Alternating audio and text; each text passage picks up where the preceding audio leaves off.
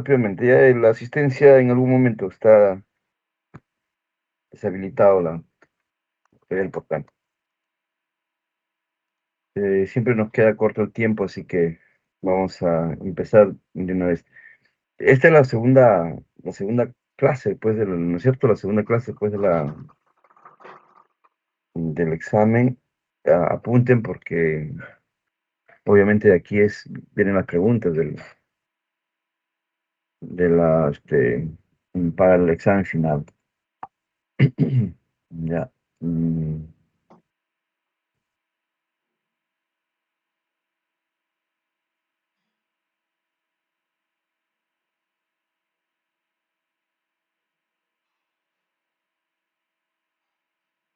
mm, este, a ver.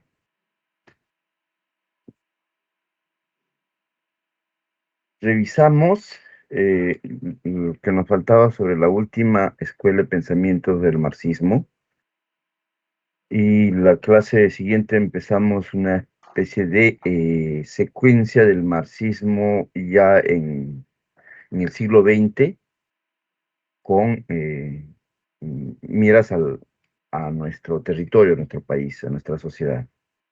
Porque estas clases que faltan son exclusivamente temas de la sociedad peruana. Ahora, aprovechando también la coyuntura política, vamos a ver el ámbito político, ideológico exclusivamente, pero luego vamos a ver otros temas como sexo, y raza y cultura, ¿no? Lo que nos permita las clases. Entonces, estamos empatando con la última escuela clásica de pensamiento mundial de las sociedades, que es el marxismo, y ya habíamos planteado sus principales características. La clase pasada empezamos a revisar lo que llamamos el post-marxismo, ¿no? De una manera, para que se me entienda, ¿no? Ya, a ver, voy a compartir. En ese sentido vamos a continuar y espero terminar hoy día sobre entiéndanlo así, ¿no? Sobre la repercusión del pensamiento marxista en el siglo XX y en nuestra sociedad. ¿Ya? Es la última escuela que revisamos y estamos empatando. Además, como les digo, aprovechando la coyuntura que estamos viviendo, ¿no? Que nos permite justamente como que renovar o buscar renovar nuestras ideas sobre el marxismo, ya que una vez más en el escenario se presenta así, ¿no? La izquierda y la derecha, el comunismo, el marxismo, así, tenebroso frente a la derecha liberal, también tenebroso para algunos, ¿no? Depende de quién lo vea. Y además que no solo en nuestro caso, Colombia también está en lo mismo, ¿no? O sea, han pasado la segunda vuelta igual, derecha-izquierda. Brasil hace poco fue lo mismo, un partido de derecha de tipo fascista, ahora de izquierda. Bolivia lo mismo, ¿no? De un gobierno de izquierda, de secuencia de Evo Morales, a un gobierno de derecha y ahora con problemas, ¿no? Justamente con la derecha. Chile lo mismo, ¿no? De un gobierno de izquierda, ahora un gobierno de derecha y con problemas también, ¿no? O sea, las derechas no son necesariamente simpáticas y que son las salvadoras. Ojo, ojo, ¿no? Vean que las dos derechas en Bolivia y en Chile, que son nuestros vecinos, están trayendo problemas y hay convulsiones sociales, más en Bolivia que en Chile. Pero las dos son gobiernos de derecha que están reemplazando a gobiernos de izquierda. Lo mismo en Argentina, ¿no? Termina un gobierno de izquierda y empieza un gobierno de derecha, como Milei, y no hay convulsiones del tipo de Bolivia, pero sí ha habido hace poco una gran marcha de estudiantes y en contra de las disposiciones de la derecha, ¿no? Así que no somos lo único.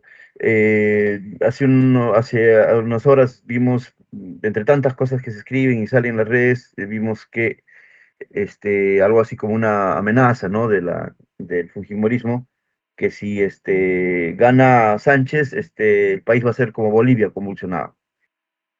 Y al rato salió lo mismo, pero de Sánchez, ¿no? Si gana Keiko, el país va a estar como Bolivia, ¿no? Así convulsionado. claro, o sea, si quieren usarlo a Bolivia de ejemplo, más serviría si es que gana Keiko, porque en Bolivia ganó la derecha y está convulsionada. No es que en Bolivia haya ganado la izquierda y está convulsionada. Entonces el ejemplo fujimorista no está bien. Más bien en todo caso está bien el ejemplo de Sánchez, porque si quieres tomar a Bolivia como ejemplo, diríamos, si gana la derecha en el Perú, se va a convulsionar como en Bolivia, porque eso es lo que está pasando. Igual repito en Chile. ¿No? Entonces, no, la derecha no es garantía de tranquilidad y de buenas noticias, o sea, para nada, vean lo que está pasando en Argentina, ahora en Chile, ahora en Bolivia, o sea, más bien serviría para poner los ejemplos al contrario. Pero bueno, eso es lo que tenemos en el orbe, así que no somos anacrónicos al seguir analizando las raíces epistemológicas, las raíces ideológicas del marxismo, de lo que da vida a las izquierdas, ¿no? Lo que da vida a estas aspiraciones políticas que tienen en realidad influencias muy pocas, o mejor dicho, vestigios casi ya arqueológicos nomás de lo que fue el marxismo clásico, de lo que hemos hablado, ¿no? Ni la izquierda en Bolivia de Arce planteó reformas o revoluciones de corte marxistas clásicas en su país, ¿no? Ni tampoco la del presidente de izquierda en Chile, no recuerdo ahorita el nombre, es difícil, ya se materializaron dos gobiernos socialistas en Chile, ¿no? Después de Pinochet, y ninguna se ha atrevido a hacer lo clásico del comunismo, que sería pues, estatizar las empresas, ¿no? No hay, ¿no? O sea, esta idea de que vamos a hacer Venezuela y vamos a hacer Cuba es solamente es un cliché, porque ni en Colombia, en el gobierno de Petro, que está terminando, se ha vuelto Cuba y es de izquierda, ni en Chile, con los gobiernos de Bachelet y ay, me estoy olvidando Gabriel de Boric. Boris, ¿no? De Boris, ¿no? Gabriel Boric. Eh, claro, se han vuelto Cuba, ¿no? Ni mismo Evo Morales convirtió a Cuba a su país, menos Rafael Correa, menos Petro en Colombia, menos el presidente socialista en Brasil, ¿cómo se llama? ¿Cómo se apellida? El presidente que está ahora, ¿no? Que dio asilo a Nadine. Brasil no es Cuba, ¿no?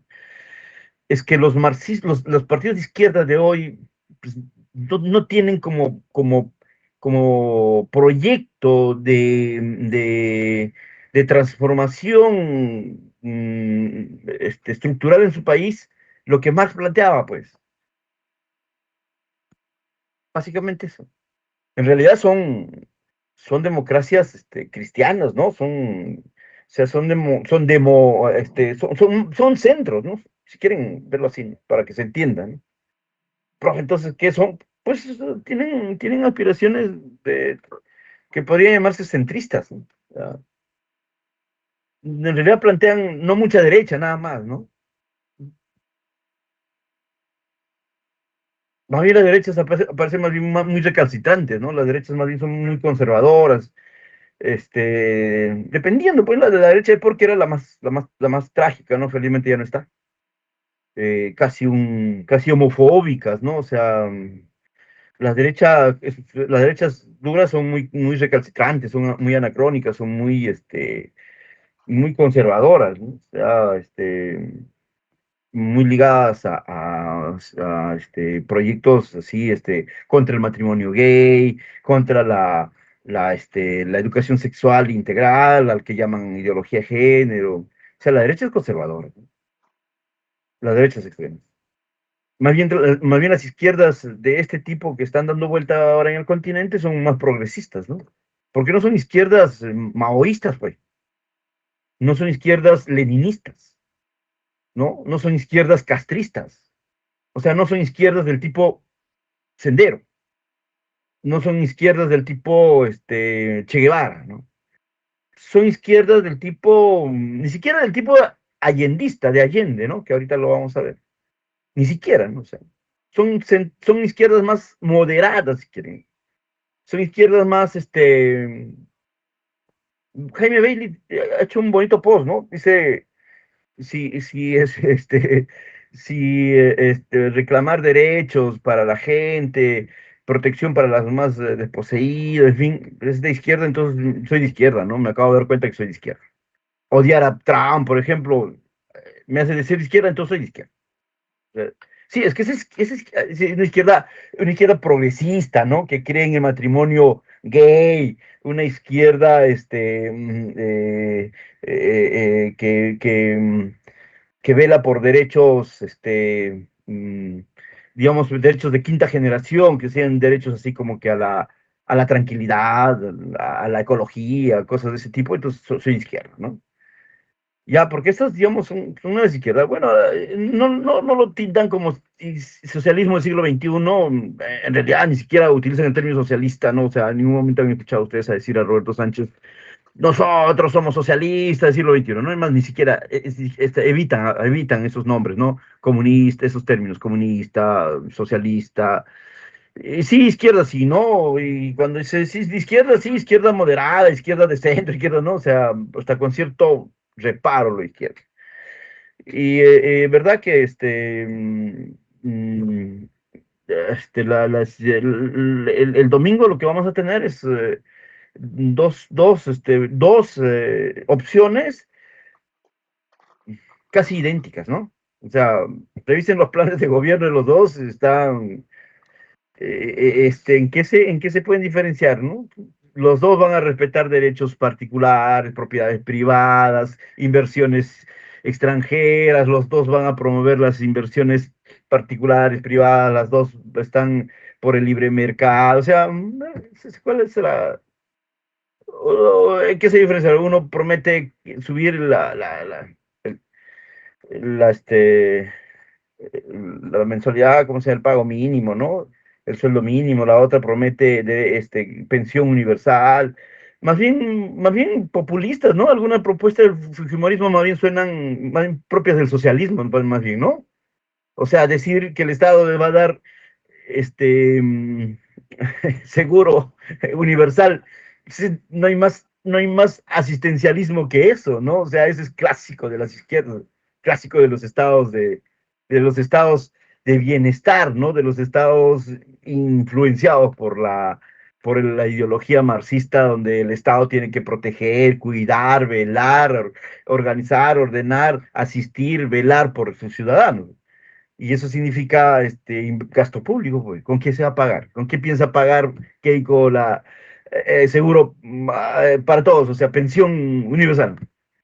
O sea, mira, Ollanta planteó pensión 65, pero ella ya se pasó hasta más izquierda, ¿no? O sea, sí, o sea, olvídense, en realidad no hay una bronca acá izquierda-derecha, ¿no? O sea, los dos tienen un planteamiento, en realidad, es que en estos tiempos no se puede ir por la izquierda, no se puede. Aquel que realmente quiera hacer un camino por la izquierda sí terminaría como Venezuela, aislado, mmm, bloqueado, ¿no?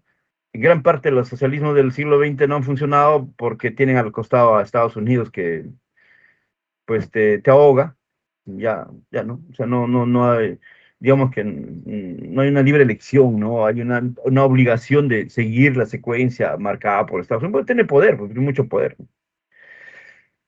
Bien, entonces vamos a revisar lo que en el siglo XX han sido los marxismos, o sea, lo que vamos a llamar en un solo paquete por ahora, mirada izquierda, socialistas, comunistas. Ya había explicado la diferencia de ellos, así que ya ni vuelta que darlo, vamos a avanzar por ahí.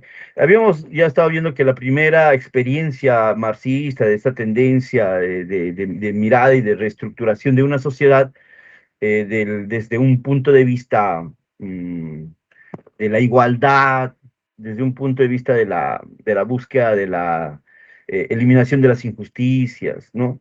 De una búsqueda de la redistribución justa de los medios, de la producción, de las ganancias, desde una mirada de la propiedad colectiva, desde una mirada del Estado como una organización encargada de velar al ciudadano, va a ser la Revolución Rusa, ¿no? Una mirada más bien donde no es el mercado la que ordena y el Estado mira, sino donde el Estado más bien es el que organiza, ordena, inclusive la economía.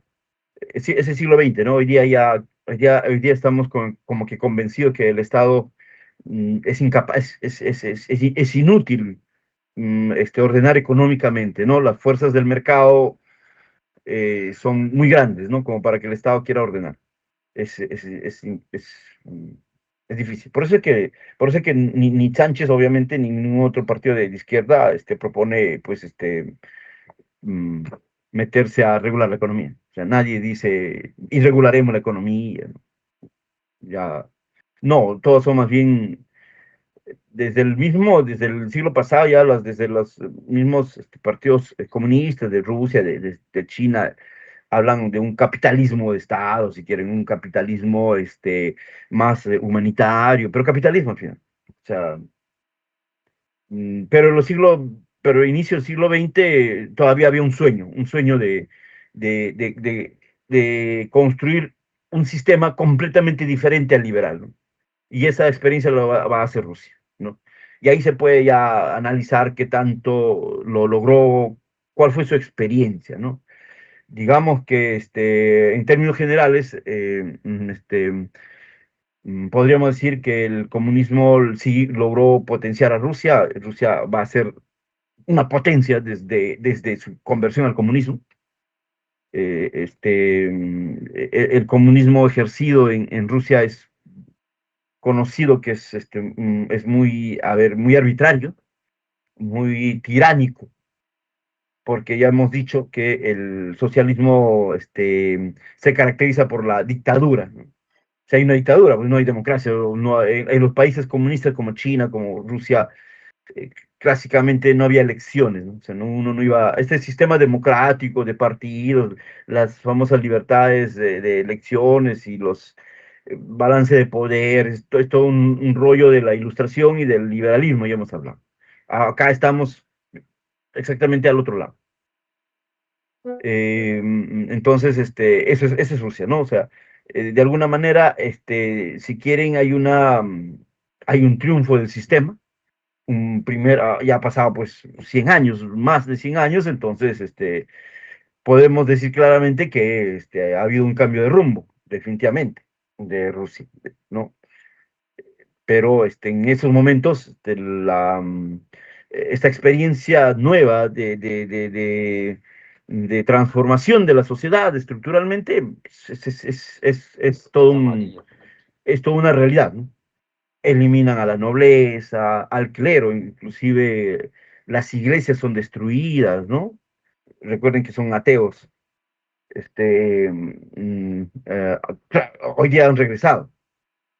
Ya parece que lo que Durkheim nos había dicho se hizo realidad, ¿no? Durkheim nos había dicho que el hombre no podía vivir sin religión. Ya.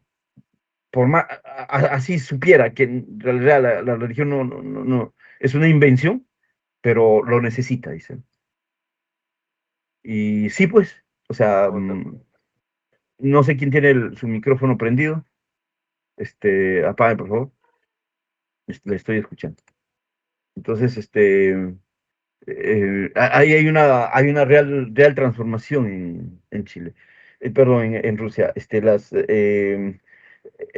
pero tampoco al punto de la colectivización de los medios de producción. O sea, hay un gobierno que gobierna en nombre de los desposeídos, pero comprenderán que es imposible, es una utopía, ¿no? Esto ya los anarquistas ya lo habían dicho, ¿no? El Estado tarde que temprano te corrompe, te termina convirtiendo. Les recomiendo en este punto, no sé por qué no les he dejado, les he dejado un documental. Siempre suelo dejarles en este punto la novela de de Orwell, ¿no? La Granja. En realidad es una novela fabulada, es una fábula prácticamente, ¿no? revísenlo en el YouTube, hay animaciones, películas sobre esta famosa obra, es George Orwell, creo, y para que vean cómo está, se llama Rebelión en la Granja, se llama.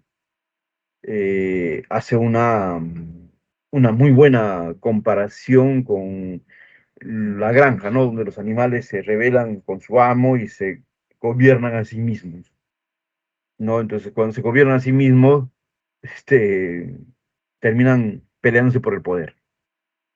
Y ahí entre los animales van a reconocer inclusive a los líderes, ¿no? A Lenin, a Mao, perdón, a Marx. Muy bueno.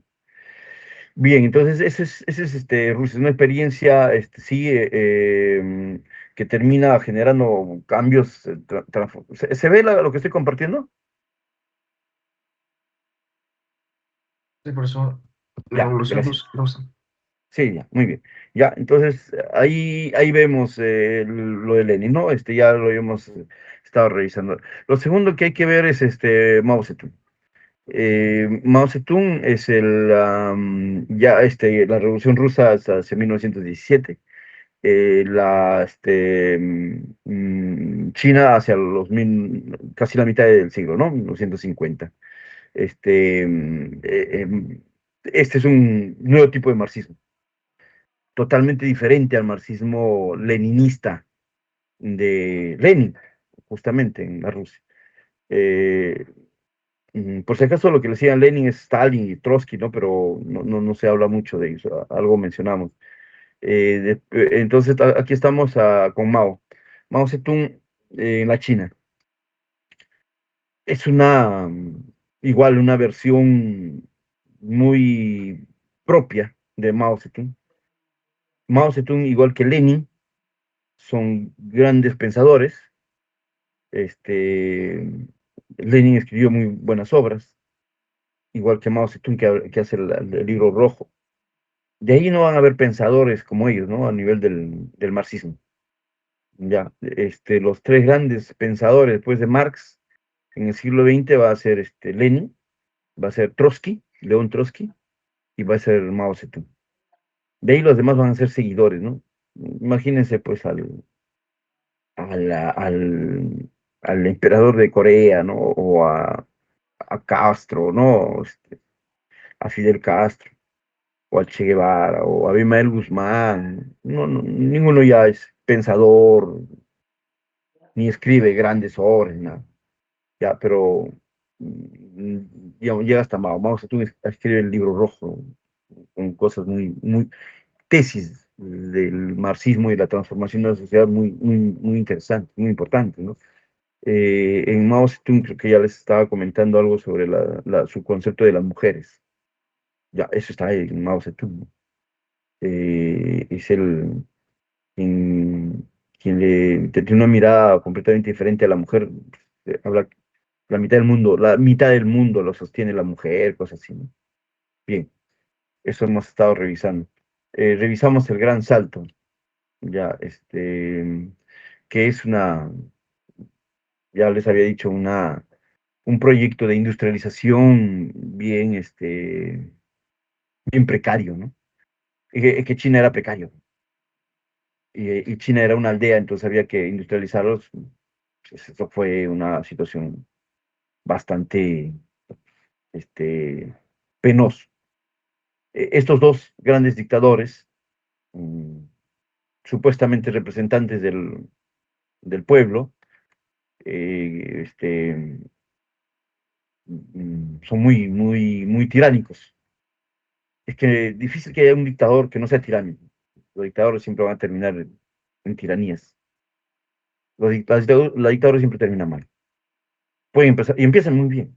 Empiezan siendo aplaudidas, ¿no? Normalmente todas las dictaduras. La de Hitler, por ejemplo, ¿no? La de Fujimori, por ejemplo, ¿no? Todas. Y termina muy mal. La de Velasco, por ejemplo. Las dictaduras son bien agradables cuando empiezan. Pero bueno, siempre terminan. Sí, sí. La de Pinochet, por ejemplo, terrible. Entonces tenemos ahí el gran salto, ¿no? O sea, una forma muy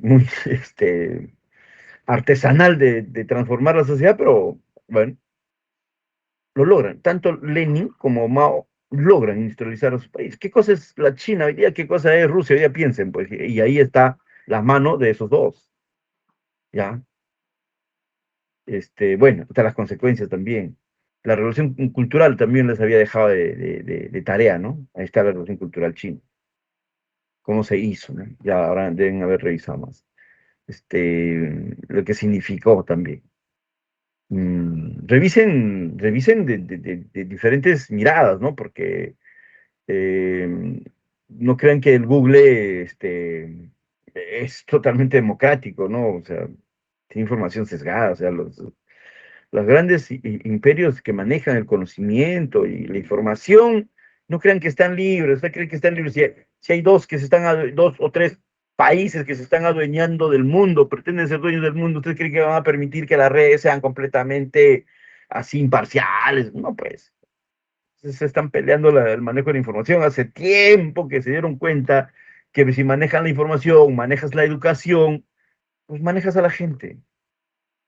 Entonces, pero felizmente hay formas, no sé, se pueden filtrar muchas cosas. Es que la mayoría del Google te van a decir que la revolución cultural china como te lo presentan rápido, te das cuenta que no está bien. Dicen, no, fue una salvajada. Y aquí, o sea, aquí comunista, porque, o sea, comunista puede ser una salvajada porque sí, ¿no? O sea, no, o sea, que se hicieron cosas, por supuesto, mal, fue una transformación cultural brutal, con excesiva violencia, ya les hablé del terror en Mao, en China, que fue excesivamente violento, muchos asesinatos, que fue excesivamente despótico, ¿no? O sea, se supone, o sea, ¿cómo se dice esto? Muy paternalista, ¿no? O sea, lo que supuestamente los que dirigían las empresas, por ejemplo, a la televisora, sabían qué cosa nos convenía al pueblo y eso le daba. O sea, otros decidían por ti, qué es lo que necesitabas tú para ser un buen ciudadano. Sí, ya, pero pues después de la Revolución Cultural China, tenemos lo que por eso yo pienso en lo que es la China hoy, ¿no? O sea, si hubiera sido tan malo, la China sería, por eso la China hoy día es una sociedad inservible. Ah, claro, pues, culpar a los comunistas. No, pero si hay un conferencista que te dice los comunistas siempre son unos desgraciados, pam, pum, pum, entonces, ¿por qué los países comunistas son como están ahora? ¿No? Entonces, ahí tenemos que activar nuestros reflejos. Chino, ¿ya?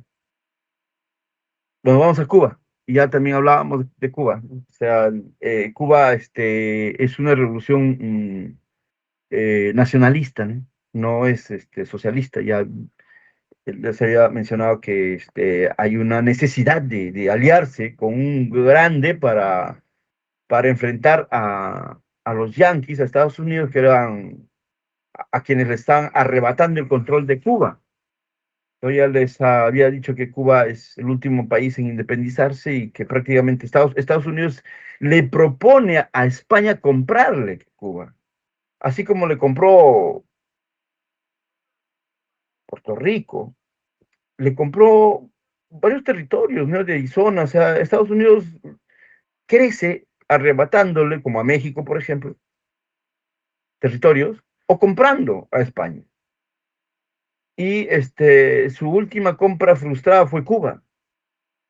Estados Unidos le dice a España, véndeme Cuba.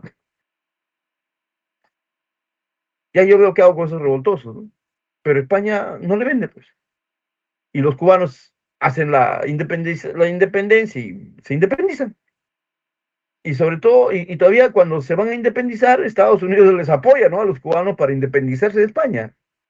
Y luego se adueñan de Cuba, pues se adueñan neocolonialmente, ¿no? O sea, se adueñan en la realidad, ¿no? O sea, en lo formal era una república independiente, pero en la realidad los estados norteamericanos tenían, se creían dueños de Cuba.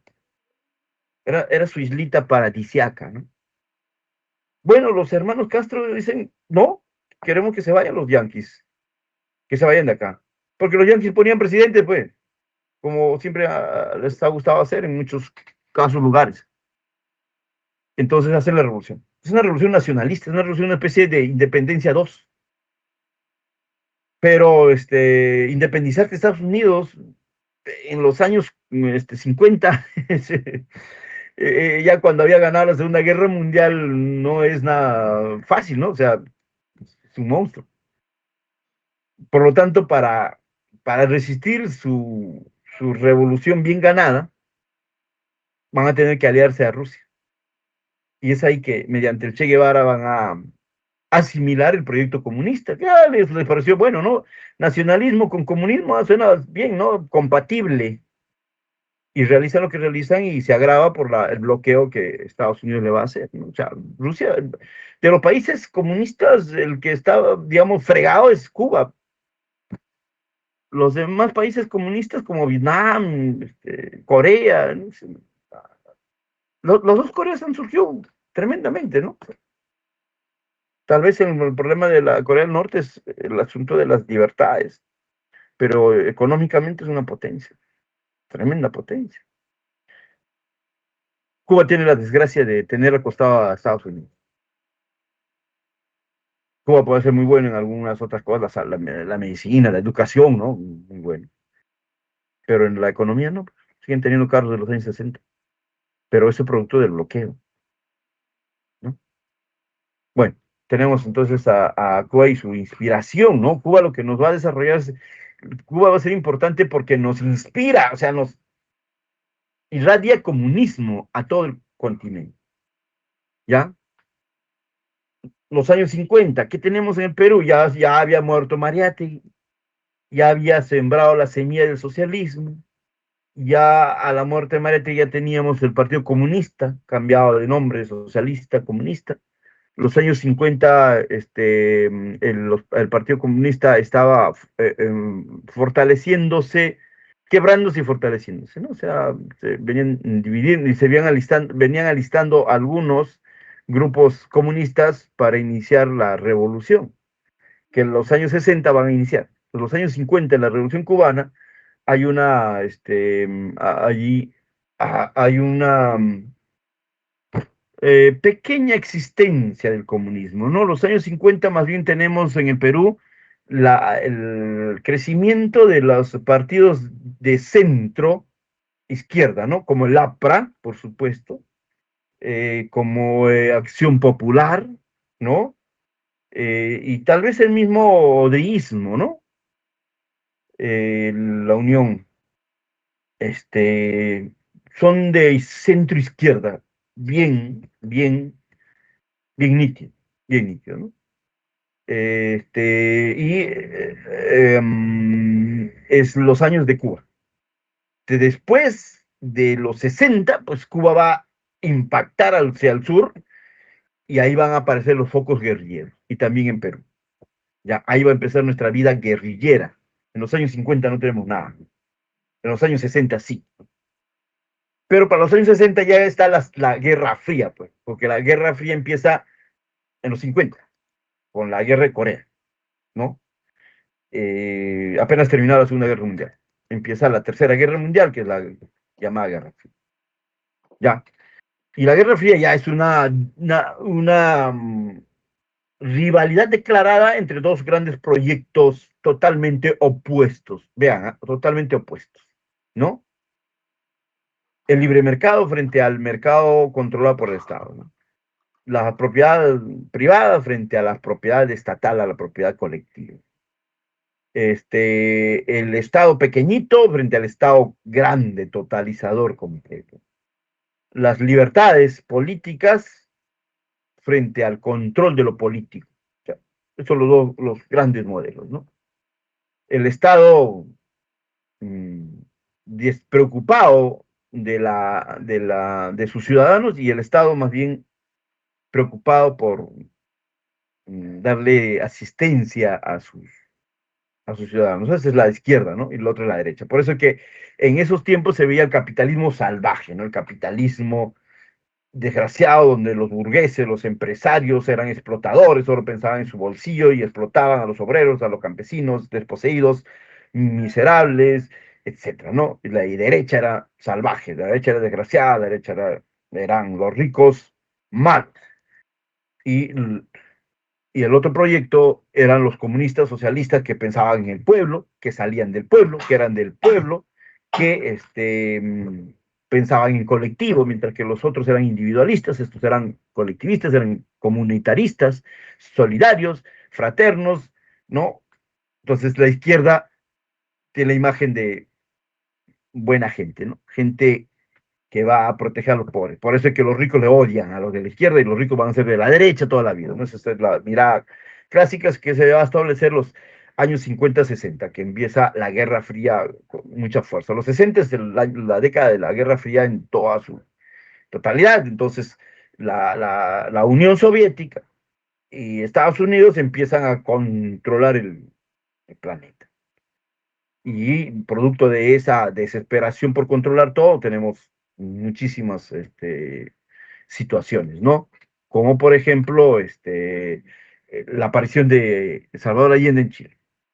Salvador Allende es un comunismo, si habíamos visto que Lenin, siguiendo a Marx, había realizado una revolución diferente al que planteaba Marx, diferente porque ya les dije, ¿no? O sea, Marx planteaba que el comunismo, el socialismo le pertenecía a las sociedades que habían cumplido su época industrial.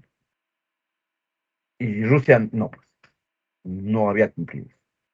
¿No? Entonces, Lenin había hecho su propia interpretación del marxismo y le había resultado. Mao Zedong había hecho más aún, recontra super propia interpretación del marxismo, ahí le había resultado. En los años 60 ya China estaba empezando a emerger totalmente. Y en los años 70 va a iniciar su quiebre hacia arriba, ¿no? Porque es en la década en que muere Mao Zedong y gracias, entre comillas, a la muerte de Mao Zedong, la China despega completamente. Mao Zedong se había convertido en la última década en el problema para surgir. Había creado las condiciones, había sentado las bases de la China, ahora le faltaba girar para encaminarse y eso no permitía Mao Zedong. Mao Zedong seguía pensando en un proyecto comunista. Eh, Se muere y su seguidor, Deng Xiaoping, a quien ya Mao Zedong mismo lo había mandado a detener, ¿no? Aquellos que han visto la conferencia sobre Mao Zedong, el maoísmo, ahí está este historiador Zapata, está contando todo esto. Deng Xiaoping es el que va a hacer el despunte de China, porque corrige lo que Mao Zedong estaba llevando, digamos, muy, muy despóticamente, ¿no? Muy arbitrariamente, ya. Entonces, Lenin tiene su propia interpretación del marxismo, su propia forma de llegar al poder.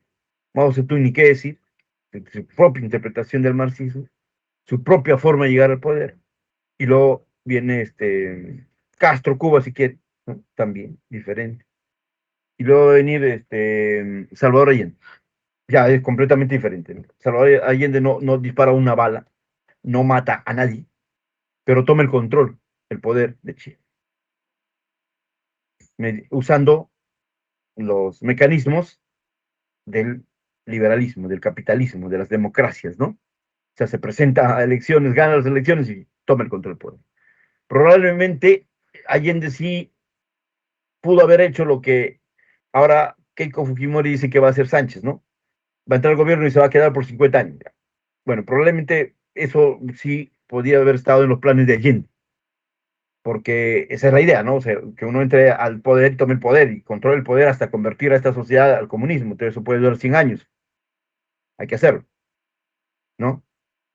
Probablemente no lo sabremos. Lo mataron o se murió. Entonces, pero Allende sí hace, una vez teniendo el control del poder, sí hace las reformas marxistas comunistas que le están diciendo a Sánchez que lo va a hacer, ¿no? Falso, pero no lo va a hacer. Allende sí lo quiso hacer. Allende sí empezó a hacerlo. Fundamentalmente va a estatizar los medios de producción primarios, básicos, fundamentales que tiene Chile en esos tiempos y hasta ahora. ¿Cuál es? ¿De qué vive Chile? Ronnie Machacuay.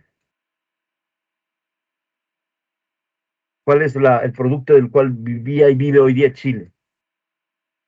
Su riqueza natural. El mar, los peces. ¿Está Ronnie? Sí, profesor, que sí. Listo. ¿Nada? ¿Ninguna idea? Si mal no recuerdo, en el pasado era el salitre, Ya, ese es pero del siglo XIX. Ya. actualmente no me acuerdo. No te preocupes. Gerardo Silva. A ver tú. Profesor, Ya, sí, le pregunta. sí, no, tampoco tengo mucha idea, la verdad, profesor. ¿Cómo? No tengo mucha idea tampoco, la verdad. Ok. ¿Alguien que ya haya googleado? Yo, cobre, Muy cobre, bien. cobre. El cobre, muchachos. Cobre. El cobre es el primero o segundo productor de cobre en el mundo. Chile.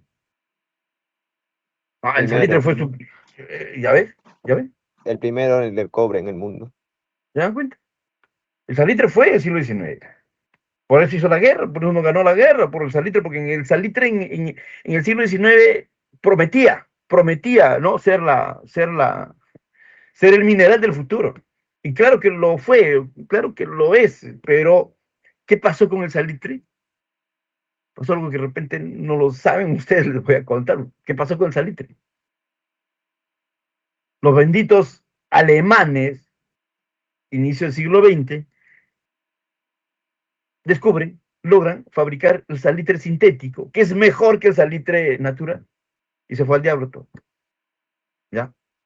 Se acabó las riquezas por las cuales Chile nos quitó Antofagasta y Tarapacá, Iquique, Arica.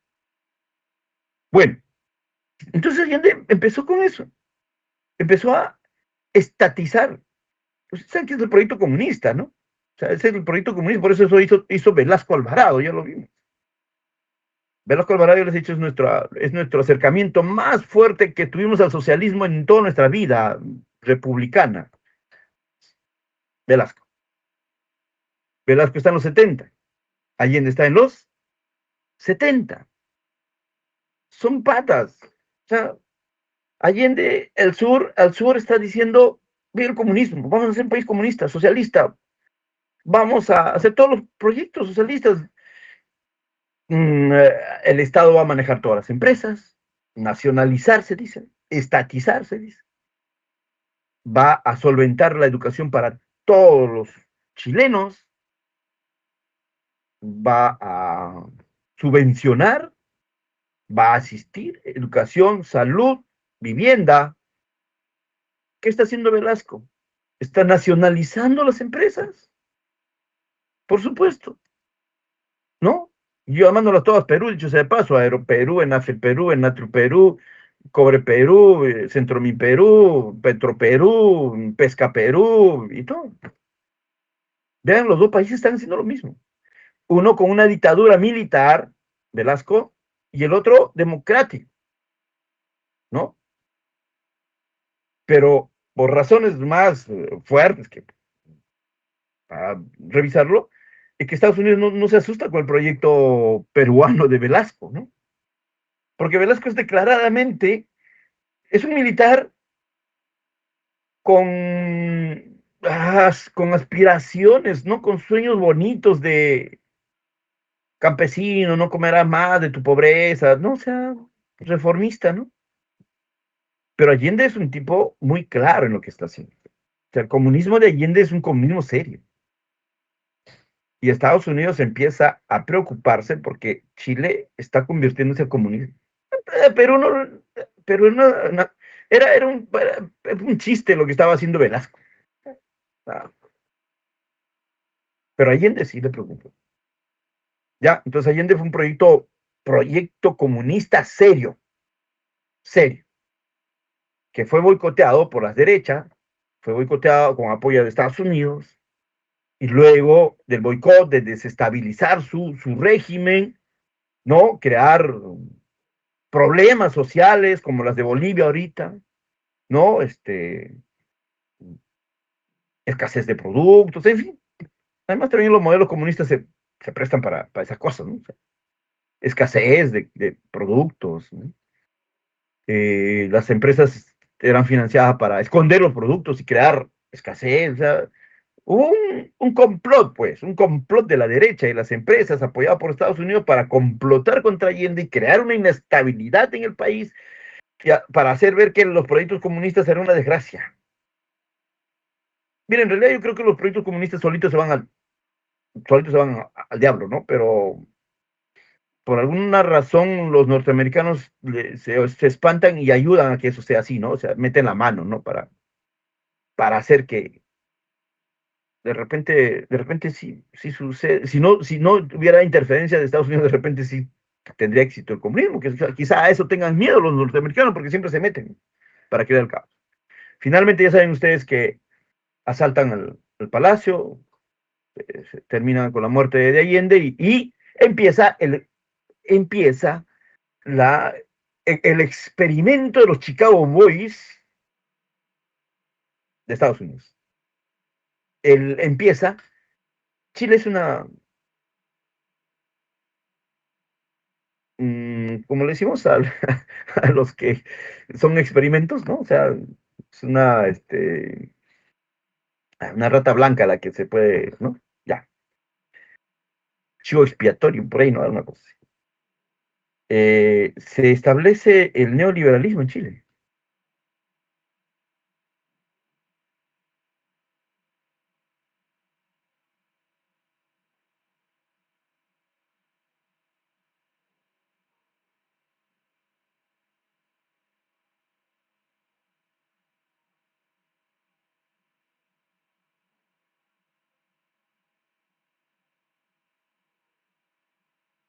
Profesor, su micro está apagado.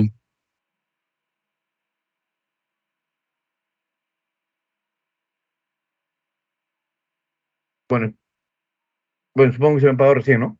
O hace rato. Unos segundos. Ah, ok, gracias. Ya, entonces Estados Unidos interviene con los Chicago Boys y establecen en Chile un lugar de experimento de una nueva propuesta económica. Por eso se llama eso neoliberalismo y es propuesto por los Chicago Boys. Ya, pues pueden revisar más. Ahí empieza el experimento neoliberalista en Sudamérica, en Chile. Da resultado. Da resultado. A costa de muchísima, a costa de una dictadura, a costa de eliminar. Miren Estados Unidos, ¿no? Pues muchachos, no crezcamos con resentimientos, pero tampoco crezcamos con ingenuidad, ¿no? O sea, los países grandes no hacen la cosa porque nos quieren, ¿no? O sea, le importó la gente a Estados Unidos, no, le importan sus intereses, ¿no? Entonces, este experimento da resultado a costa de muchas situaciones y es lo que tenemos en Chile, ¿no? En Chile tenemos el liberalismo más fuerte de la región, ha encumbrado a Chile, es el más grande, el más fuerte de la región, es el país más potente económicamente, el más establecido con el liberalismo. Muchas cosas que tener en cuenta también ahí, por ejemplo, el hecho de que tampoco tiene muchas comunidades indígenas, o sea, tampoco tenían mucha pobreza desde siempre los chilenos, ¿no? Eso también, por ejemplo, habría que siempre tener en cuenta. Eh, Chiquitito nomás, cuando el imperio inca se expande, llega hasta la mitad de Chile, hasta los araucanos, Los araucanos son aguerridos defensores de su territorio, son mucho más, digamos, primitivos que los incas, pero son bien salvajes para defenderse. Los incas dicen, nos gastamos acá guerreándolos, porque encima no hay nada que ganemos. Así que regresemos. Y a eso la historia lo ha sellado como los araucanos derrotaron a los incas. O los incas nunca derrotaron a los araucanos. Lo que es cierto. A los incas no les importó ir más allá del río Maule, mitad de Chile, antes de Santiago, por ahí. Cuando llega Almagro y Pizarro, se dividen en territorio. Y Pizarro le dice, esto para mí, para abajo, para ti, ¿no? Y Almagro le dice, oye, pero, ¿cómo? No, es que para abajo hay más riquezas. Ya, pues ya está bien, ya. Nada más tú eres Pizarro, tú eres el principal, ya, yo. Y le dice, tú para abajo, ¿no? Y Almagro se va a Chile, lo que hoy es Chile, ¿no? Y los araucanos los agarran a pedradas, pues, y regresa Almagro y le dice, oye, Pizarro, me has estafado, ¿no? No seas. Y le declara la guerra a Pizarro. Le dice, ¿sabes qué? No, me das de Cusco para abajo. Y Pizarro le dice, estás bien, tú no. La guerra civil, ¿no? Pizarro, hermano, ¿no es cierto? Los almagristas, los pizarristas. Muere Almagro, o sea, lo matan, derrotan a Almagro, ¿no? Ya, se acabó. Los almagristas se rearman 10 años después y vuelven a Lima y lo matan a Pizarro, ¿no es cierto? ¿Por qué? Porque en Chile no había nada, ¿ya? Siglos después, 2 siglos después, ya se arman los virreinatos y se reparten, se organiza el territorio chileno, y el territorio chileno no tiene población, pues los únicos que tienen son los araucanos, y los araucanos son considerados muy salvajes. Entonces, para el siglo XVIII, XIX, ya cuando son república, el proyecto republicano es repoblar estos grandes territorios vacíos, para empezar, bastante territorios desérticos, ¿no es cierto? Todo el norte, Atacama, o sea, desde Arica hasta casi Valparaíso, pues, es un desierto total. Y hacia el sur, buenas tierras, pero también. ¿Cómo se pobla Chile? Con migraciones europeas. ¿Sí? Los araucanos nunca fueron un proyecto social para los chilenos. Siempre fueron, ahí nomás hay que dejarlos, hay que cerrarlos ahí, hasta ahí nomás, no salgan, por favor, no salgan, porque esa es su indigenidad de Chile, pues. Y no quieren mostrar a sus indios, ¿no? No, no. Ya, entonces Chile tiene otra configuración social, cultural, no como la nuestra.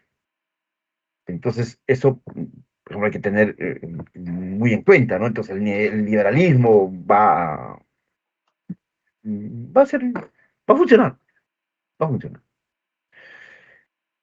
Bien, entonces Chile tiene digamos, esa historia. Hasta ahí llegamos con Allende. Pero decíamos que, ay caramba, me dejé de compartir. Pero decíamos que estamos ya en los 70, estamos ya en los 70. Tenemos una dictadura en el Perú, Velasco Alvarado, tenemos una dictadura en Chile, una dictadura de izquierda en el Perú y una dictadura de derecha en Chile, con Pinochet. Mira, 2 dictaduras. Para que vean que las dictaduras no siempre son de derecha y no siempre son capitalistas, no, también tenemos derechas bien, digo, dictaduras bien raras como la nuestra, ¿no? Es una de las pocas dictaduras de la región, o sea, de Sudamérica, es la única dictadura de izquierda, ¿no? Es la única dictadura militar de izquierda. En algunas cosas somos bien originales nosotros, ¿ya? Somos la única dictadura de izquierda en Sudamérica. Hasta, por supuesto, la llegada de Morales Bermúdez. Ahí ya somos una dictadura militar de derecha, ya se acabó el sueño velasquista. Estamos en los 70. En los 60, en el mundo, es el punto álgido de la Guerra Fría. Es el año, el 65 o 66 fue la crisis de los misiles. fue cuando Estados Unidos descubre que los rusos bandidos estaban creando una base militar de misiles en Cuba. Entonces, los norteamericanos, con John Kennedy, le dicen a los rusos, mira, ya te hemos descubierto. No seas astuto lo que estás haciendo. Entonces, le impone en ese momento los barcos venían, ¿no? Porque estaban armando, lo traían por piecitas, pues, los misiles, ¿no? Y en Cuba lo armaban. Entonces, los barcos llegaban supuestamente trayéndole ayuda, porque Estados Unidos había bloqueado Cuba. Entonces Rusia le dice, ya, yo lo voy a ayudar, ya, no te metas con Cuba, porque si te metes con Cuba, te metes conmigo. Los yanquis dijeron, bueno, ya déjenlo, pues ya. Los rusos le están ayudando a Cuba, le compraban su azúcar y le traían cosas, ¿no?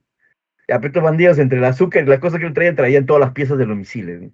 Para armar una base militar en Cuba, para atacar a Estados Unidos. Bueno, eso es descubierto, y cuando son descubiertos, Estados Unidos le declara, no, vean esto de la crisis de los misiles, hay un paralelo que ahorita no recuerdo, paralelo que está a la mitad, pues, del mar, ¿no? El mar Atlántico, ¿no? Y le dice, mire, si pasan de ese paralelo, les declaramos la guerra, regresense. Estados Unidos pone, esto está hasta inclusive en los X-Men, ¿no? A los que son fanáticos de los X-Men, vean los X-Men, ahí está. ¿No? Es la crisis de los misiles. Íbamos a empezar la Tercera Guerra Mundial. Todo el mundo contaba los minutos. Rusia pasará o no pasará el paralelo. Ya está a 100 kilómetros, ya está a 80, ya está a 50, no se detienen.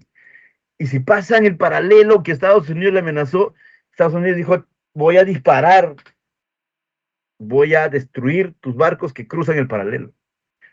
Entonces todo el mundo estaba alerta, ¿no? Mirando ahí eh, el YouTube, Netflix, estaban mirando, a ver, si cruzaban el paralelo y empezaba la Tercera Guerra Mundial, de la cual, por supuesto, por más que estábamos de repente en la Patagonia, igual íbamos a sucumbir, ¿no? Pues se supone que una guerra más de este tipo ya no la contamos, ¿no? Bueno, pues no cruza el paralelo. Se regresa a Rusia y firman un pacto.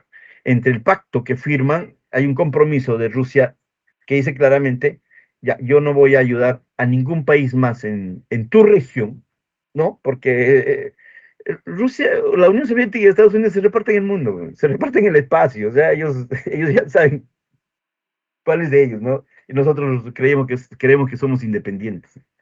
Entonces, todo Sudamérica le pertenece a Estados Unidos, pues. Entonces Rusia le dice, ya está bien, no me voy a meter con tu territorio. Por eso es que la Unión Soviética no le ayuda a Chile. Cuando Estados Unidos ya lo tiene hackeado a Chile, a Allende, saben que quienes están detrás de los bloqueos y de toda la inestabilidad de Chile, pues están peor que Bolivia, lo que está ahorita Bolivia, ¿no? Bloqueado. Ahorita saben que Bolivia está bloqueando las carreteras, no puede pasar el pollo. Es una desgracia, ¿no? Ya pues en Chile hubo el paro de los camioneros, se pararon en la Panamericana. Nosotros cuando se para en la Panamericana nos metemos por los Andes, pues, ¿no? Bordeamos, ¿no es cierto? Pero Chile no tiene Andes, pues. Es una tripita, ¿ya? Entonces, Allende va a la Unión Soviética, va a pedir ayuda, y los soviéticos no le ayudan. Por eso es que Allende se queda solo y finalmente se suicida, ¿no? A caer en las manos.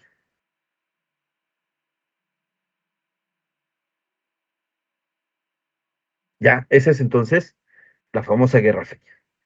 Los 60 es fuerte, y los 60 se crean los focos revolucionarios en toda Latinoamérica, también en el Perú. En los 60 es donde muere Javier Heró, el poeta, Miraflorino, sanmarquino, que se convirtió en un guerrillero. Se fue a Cuba, ahí se preparó y regresó por la selva, ingresó para crear un foco revolucionario del mismo tipo castrista, cheguevarista, solo con la única diferencia que los mataron apenas entraron, no hicieron nada. Ahí también estuvo Héctor Béjar, mi profe de San Marcos, profesor de la Católica hasta ahora. Está todavía vivo, viejito, que Castillo lo llamó para ser ministro de Relaciones Exteriores y los fujimoristas le dijeron, ha llamado a un terruco y mi profe tuvo que renunciar y irse. Sí, fue un guerrillero. Pero como les dije, los guerrilleros tienen su estatus, ¿no? Tienen su prestigio. El profe Héctor Béjar no puede caminar así nomás. Todo el mundo lo ve y le pide un autógrafo. Usted no quisiera un autógrafo del profe Béjar, ahí es un guerrillero. Uno de los pocos guerrilleros vivos, o tal vez el único que tengamos, ¿no?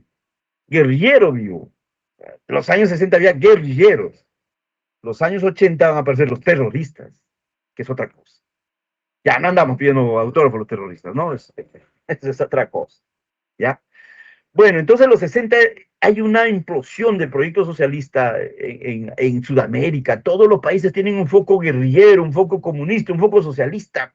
Empieza a hervir el sueño socialista. Mario Vargas Llosa era socialista. Gabriel García Márquez bueno, Gabriel García Márquez murió siendo de izquierda. ¿Qué les digo? Octavio Paz. Estoy hablando de los premios Nobel, Nobeles, ¿no? El chileno premio Nobel, a ver, ¿cómo se llama? El único premio Nobel de Chile. ¿Mm? ¿Nadie? Neruda. Neruda. Muy bien, Pablo Neruda, de izquierda, comunista. Y así, o sea, el comunismo era, muchachos, era una cosa que identificaba a los jóvenes, a los ilustrados, a los intelectuales, a estos jóvenes que venían de sitios populares, de repente como, a ver, en nuestro caso, ¿no? Quienes surgían, venían de abajo, y también los que venían de arriba, pues, los que venían con dinero, también, no sé, el mismo ahí a la Torre, ¿no? Que tiene nombre, y tiene apellido, y tiene plata, en todos los países, ¿ya? Ahí está el gran Pepe Mujica, guerrillero. En Uruguay es el movimiento guerrillero Tupac Amaru, ¿no? En Uruguay, en Bolivia, en Brasil, en Colombia, ni qué decir.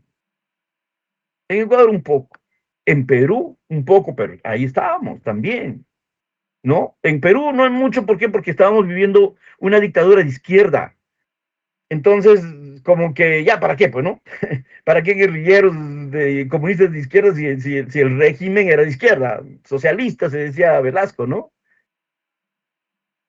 En Chile, Allende, pues ya era la cabeza de todo, la cabeza visible de la querencia socialista comunista de la región, o sea, del continente, era Allende. Lo máximo fue Allende. Médico, de plata, comunista, socialista. En Argentina, tremendo. Uruguay, Paraguay. ¿Quién falta? Falta nadie. Están todos. ¿Ya? Venezuela nomás no tenía. En esos tiempos. Venezuela va a tener después a Chávez y a eso. Entonces, ¿estamos? Entonces, ahí aparece esto. El Plan Cóndor. El Plan Cóndor es una arremetida después de la crisis de los misiles, después de haber solucionado su problema de crisis con la Unión Soviética de Estados Unidos. Dice, mira, no vamos, desarrolla un plan, pues, al cual se va a llamar Plan Cóndor. No vamos a permitir comunismos en Latinoamérica. ¿De qué trata este Plan Cóndor? Vamos a revisar rápidamente. El Plan Cóndor. El Plan Cóndor. Están leyendo. A ver. Vamos, voy a ver. Alejandro Flores, a ver, lee por favor lo que dice en la.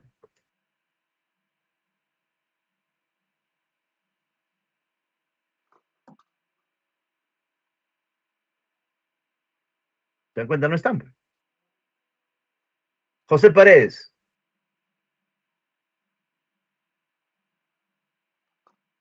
Buenas. Sí, por favor. Lee. Voy a repetir. ¿Puedes leer, por favor, lo que está en la diapositiva? El Plan Cóndor u Operación Cóndor fue una red clandestina de coordinación represiva y antiterrorista organizada por los servicios de inteligencia de las dictaduras militares del Cono Sur de América Latina durante las décadas de 1970 y 1980, Su objetivo central era intercambiar información, perseguir, vigilar, interrogar bajo tortura, desaparecer o asesinar disidencias políticos, guerrilleros, fiscalistas y opositores de izquierda más allá de las fronteras de sus propios países.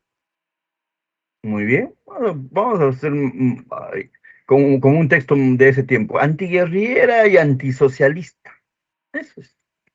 Todavía el término terrorista todavía no se usaba para esos años. ¿Ya? Esto ya está escrito ahora, ¿no? ¿Ya? Muy bien, entonces, ¿qué cosa es?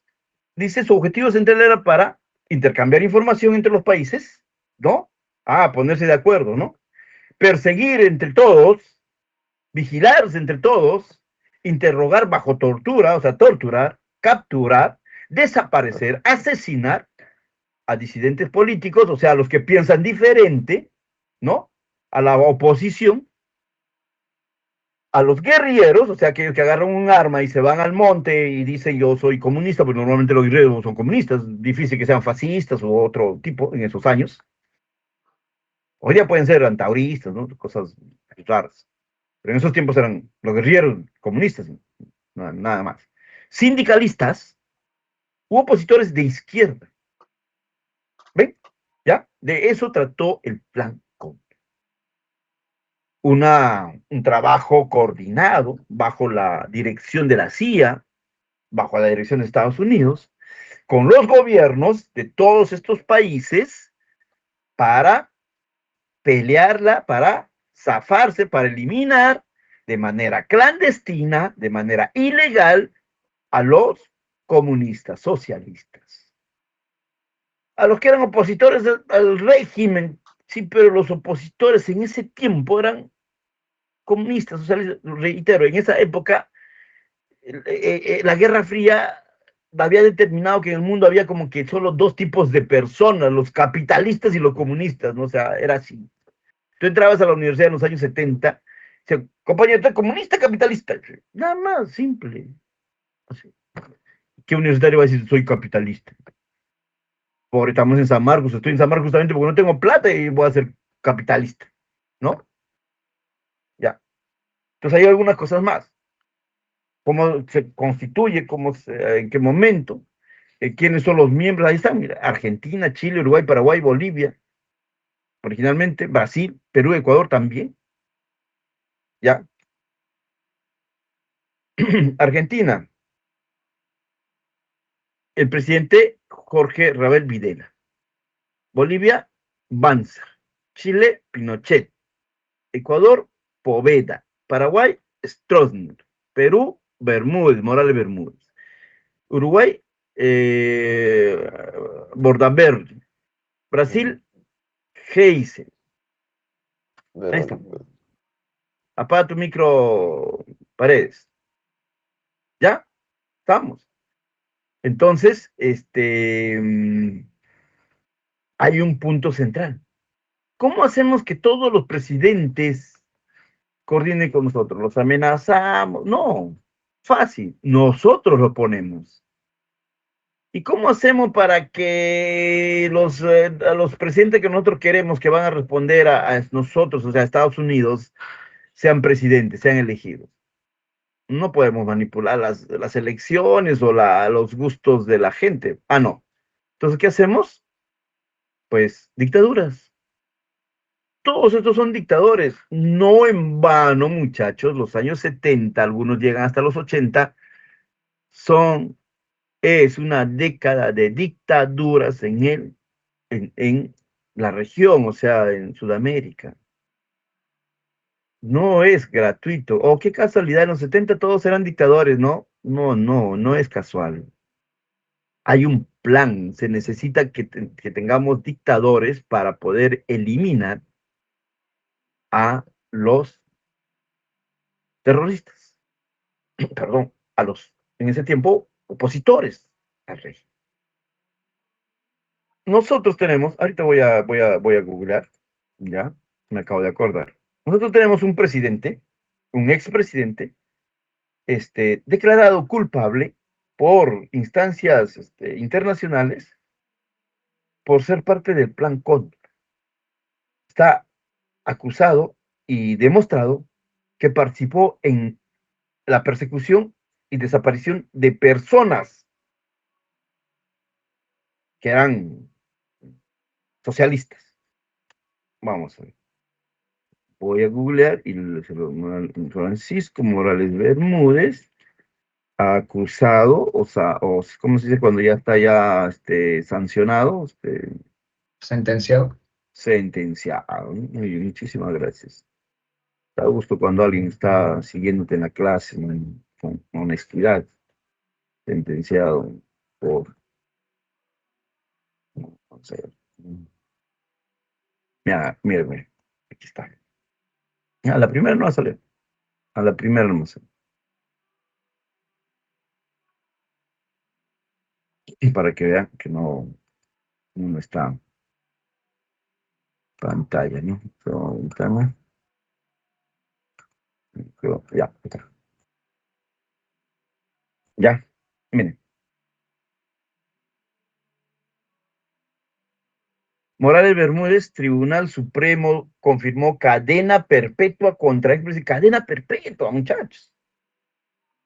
¿A ustedes creían que solo a partir de Alan García estaban procesados? No. Procesados por corrupción. Pero este presidente tiene cadena perpetua por asesinatos. ¿Se dan cuenta? Y lo acabo de buscar. Lo acabo de buscar. ¿Ya? Que participó pues en el Plan Cóndor. Ahora revisemos la historia de Videla en Argentina. Terrible. Los lugares donde fueron masacrados los jóvenes de las universidades, que en su juventud creyeron que el socialismo era la alternativa para eliminar las desigualdades sociales, la discriminación, la corrupción. Creyeron pues en ese proyecto. Pero en el Perú, bueno, que persigas a los senderistas, podríamos decir con justicia, pues no, porque los senderistas mataron, ya. Pero en Argentina no habían hecho ningún acto terrorista. Todavía estaban pensando, estaban soñando, estaban reuniéndose, estaban discutiendo cómo hacer que haya una sociedad más igualitaria, ¿no? Tenían sueños comunistas. Por soñar con el comunismo, fueron detenidos, mm, este, como se dice, torturados, desaparecidos, muchachos, jóvenes, las madres, ahí viene la Madre de Mayo, ¿no? Famoso colectivo de la Madre de Mayo, mamás que sus hijos no regresaban a casa, se reunían en la Plaza de Mayo todos los jueves con banderas, pañuelos blancos, a llorar, nada más, a caminar, sufriendo. Generaron todo un movimiento. Más de 5.000 desaparecidos argentinos. Más de 5.000 asesinados. En Chile, con Pinochet, arrasó a todos. Cuando entró al poder, dijo, hay que desaparecer a todos los comunistas. Y Chile tiene más historia, pues, ¿no? Porque fueron los más, Pinochet fue el más desgraciado de todos, ¿no? O sea, el más colchudo de todos, a quienes no los mató metiéndolos al estadio, en fin, ¿no? O sea, la persecución fue terrible. Hay muchas películas sobre eso, historias, ¿no? Fue más desgraciado. Pero miren, miren cómo es la situación, que tenía un gran respaldo Pinochet, dictador, por 20 años más o menos, ¿no? 1972 o 3 hasta el 2018, me parece. O sea, y se creía que la gente lo seguía queriendo 20 años después aproximadamente, que ya no existían dictaduras, ya en todos los dictadores así del Plan Cóndor habían ya desaparecido, algunos ya habían muerto, Y el hombre seguía. Ya no había necesidad de dictaduras del Plan Cóndor porque los comunistas ya habían desaparecido por sí mismos, ¿no? O sea, ustedes saben que el socialismo, el comunismo, por más que no los hubieran derrotado, iban a desaparecer como pues hoy día. ¿Por qué? Porque ya no es más no es más ya un sueño, pues ya no es una utopía, no es una posibilidad, ¿no? Entonces los movimientos desaparecen cuando se desaparece pues la posibilidad, ¿ya? Entonces ya no había necesidad de dictadores y Pinochet seguía siendo el dictador. Entonces los chilenos dijeron, oye, ya pues, ¿no? O sea, ya pues Pinochet tienes 80 años y Pinochet dice pues, que la gente me quiere mucho. En todo caso, plebiscito. ¿Quiere que me vaya? Plebiscito. Vas a ver que voy a ganar, ¿no? A plebiscito. Hay también una muy buena película con Gael García sobre justamente se llama el sí o el no, porque era el sí o el no. En Chile fueron al plebiscito todos los chilenos a marcar, ¿quieres que se quede el presidente? ¿Sí o no? Y ganó pues el no, a pesar que el sí de Pinochet tenía el poder, o sea, manejó las elecciones. A pesar que, a ver, si tú entras cualquiera de ustedes entra a una competencia pues, con sí y el no, ¿cuál te agarrarías para que voten por ti? ¿El sí o el no? Es como decirte, a ver, ¿qué número preferirías para competir en lo que sea? ¿El 1 o el 27? No, pues el 1, profe, porque el 1 es más reconocible, ¿no? O sea, vota por el 1, vota por el 1, el 1. Soy el primero, el 1, el único, ¿no? Y soy el 27, 27, 27, así el 2 y el 7, ¿no? O sea, y lo mismo pasa con el sí y el no, ¿no? ¿Cuál agarrarías tú? ¿El sí o el no? El sí, pues no sé, claro, oye, no te olvides que el sí, el sí, el sí. Oye, no te olvides que somos el no, el no, ¿no? ¿Se dan cuenta, no? A pesar de eso, ganó el no. Y Pinochet se tuvo que ir. Fue perseguido por alguna justicia. Se intentó darle casa al hombre, pero Inglaterra lo ayudó, Estados Unidos lo ayudó, lo salvaron y murió sin cumplir pena. No como Videla de Argentina sí, murió en la cárcel. Murió en la cárcel. A pesar que el Congreso le había dado sus leyes pro crimen, igual que los fujimoristas, que ahora lo han limpiado a los asesinos de los años 80, a los policías asesinos de los años 80, igualito, el Congreso de Argentina le dio leyes pro crimen para que Videla y su mancha saliera. Pero luego entró otro Congreso y los regresaron.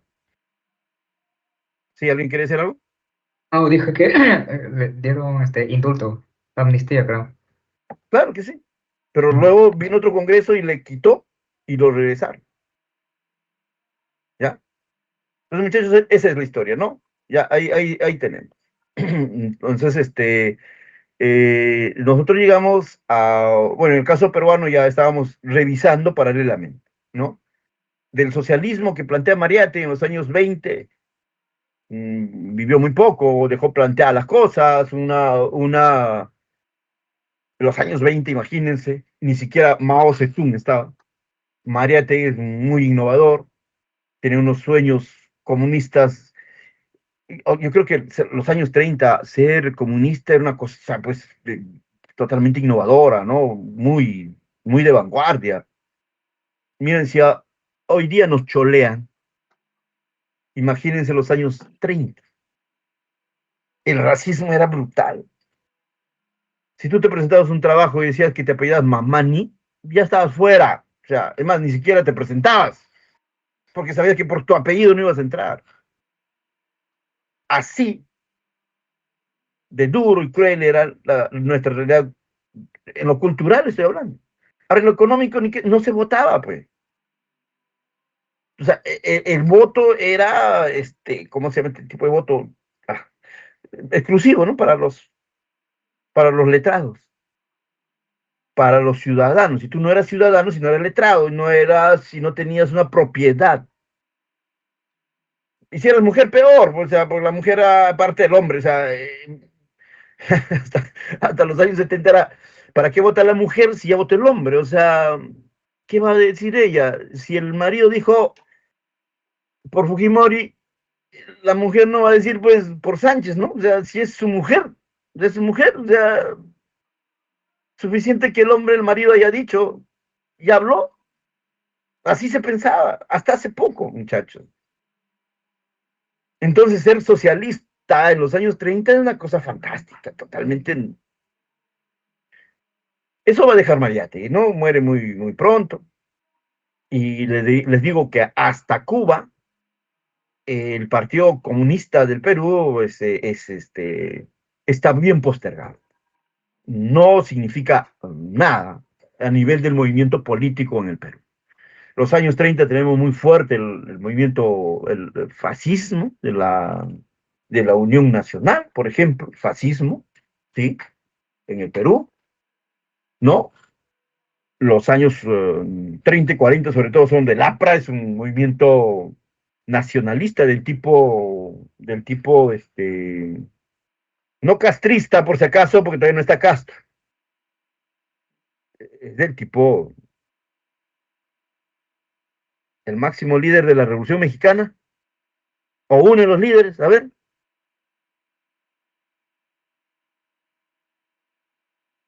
muchachos, algún nombre de la Revolución Mexicana, ¿ninguno? Pancho Villa. Claro, que sea Pancho Villa, pues, yo también me acuerdo de Pancho Villa nomás siempre, Maximiliano, claro, Pancho Villa, pues a lo Pancho Villa, ¿no? Ese es el APRA, Alianza Popular Revolucionaria Americana, fundada en México.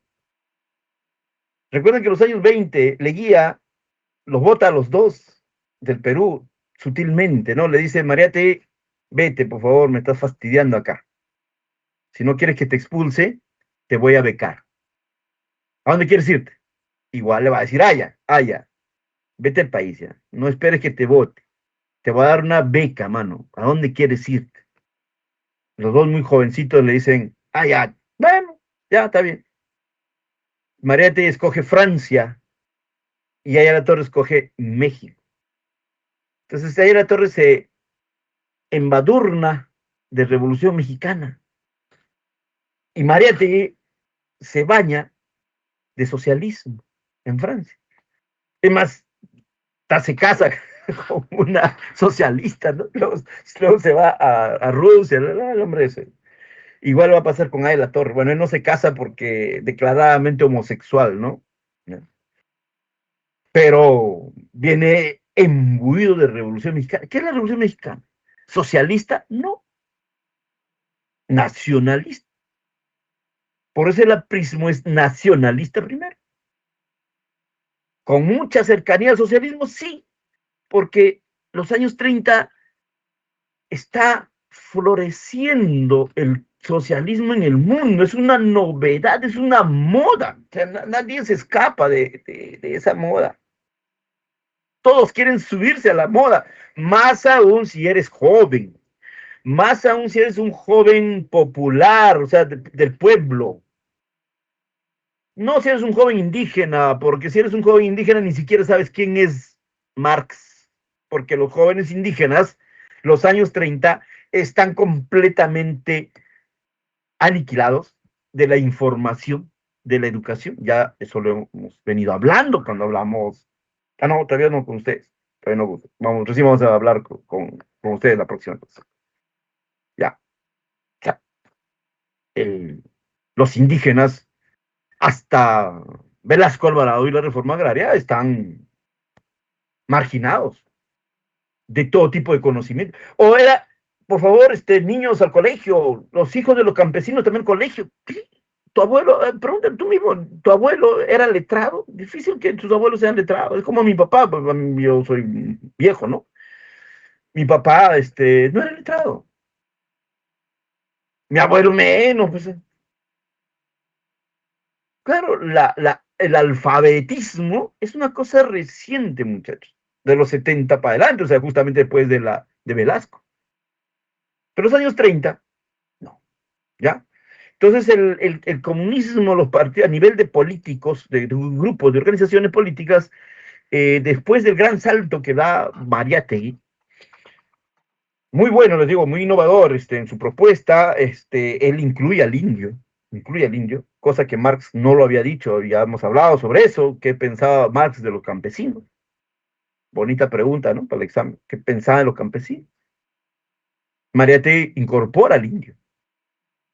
El indio, que es inclusive un campesino más precario, porque Marx está pensando en los campesinos de Europa, pues. Pero el indio ni siquiera es un campesino, pues no, o sea, comparando con Europa es más atrasado que un campesino. Un poquito más atrasado que un campesino, un indio, ¿no? Así. Ya entonces, y Mariette incluye al indio dentro del proyecto socialista. La gran polémica con Mariette, que eran patas, y también tenían sus grandes discrepancias, justamente va a ser eso, que Mariette va a decir, oye, que haya la torre, le va a decir a Mariette, ¿sabes qué? José Carlos, y estás volando con tu teoría, ¿no? O sea, tranquilo, ¿no? O sea, para el socialismo estamos muy lejos. Ayer la Torre pensaba que el socialismo iba a llegar, sí, no, que no crean, los apristas ahora van a votar por Keiko, pero los apristas clásicos de ayer la Torre creían que el socialismo iba a suceder en algún momento, pero no ahora. Ellos planteaban la industrialización del país todavía para pasar a un proceso comunista, del mismo tipo de Marx, más pegado más bien a Marx, mientras que Mariette era más alejado de las ideas de Marx, porque planteaba que el comunismo podía suceder ya, con una revolución indígena, más o menos como lo que va a suceder en Bolivia con Evo, un poco si quieren por ahí. Muy bien, pero a raíz de la revolución cubana, mmm, va a crecer, va a crecer la inspiración socialista.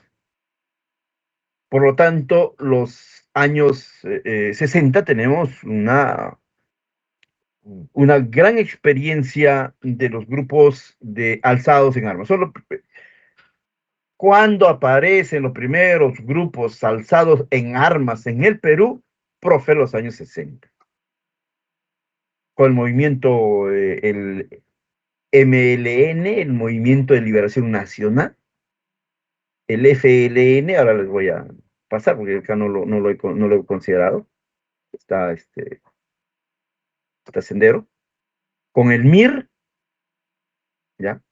Son los primeros focos guerrilleros, el MIR que viene del APRA. El APRA en los años 60 se divide,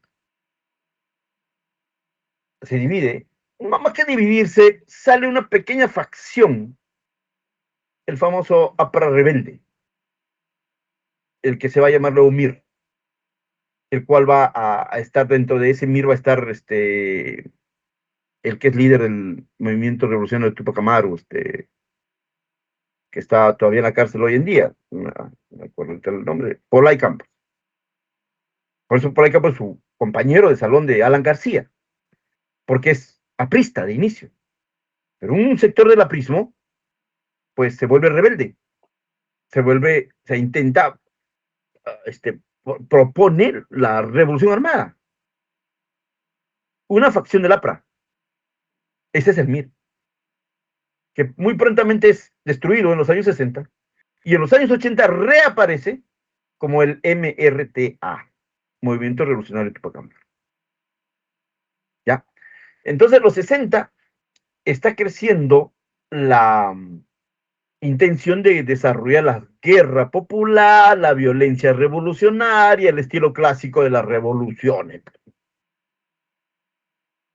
Pero cuando se piensa que en los 70 ya va a haber una especie, porque en los 60 aparece, estos grupos son derrotados rápidamente, como reitero, ahí mueren, mueren estos, el emblema es Javier el Otro, ¿no? Mm, este,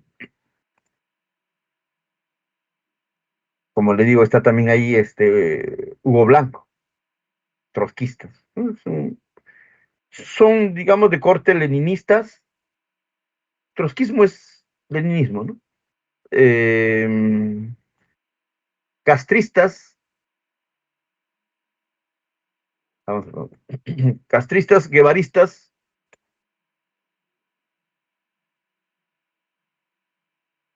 y ellos tienen una forma, ellos tienen un estilo, un estilo. Mm, son comunes. Los leninistas con los castristas, bueno, castrismo, pues el guevarismo es leninismo, o sea, es lo mismo. Y los primeros focos revolucionarios de Perú se van a prepararse a Cuba. Ya han estrenado varias películas de Javier Heró. No sé si saben que Javier Heró, poeta joven, muere a los 22 años, San Marquino, Mira Florino.